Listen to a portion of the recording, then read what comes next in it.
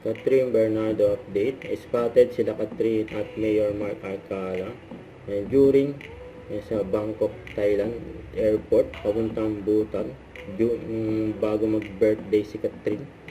Ayan pa nga sila. Ayan, may maswerte din nakapagpa-picture kay Catherine.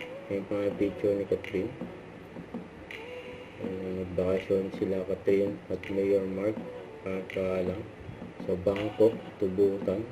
Yung dalawang bansa yung pinuntahan nila, grabe yun. Yung taping ngayon ni Catherine ng Someone Someday. Sabi work day na nakatag pa nga kay Catherine sa IG story. Saka ito endorsement ni Catherine. Yung cover yan ng Realme 16 series 5G sa Facebook. Yun, ang ganda ni Catherine. Saka ito yung mga endorsement ni Catherine for Pure Foods Pinoy Favorite. Saka AIA, sarap na yung putido. Don't forget to subscribe, click the notification bell for my update. This is Richard the Action Vlog. Stay tuned for more videos. See ya.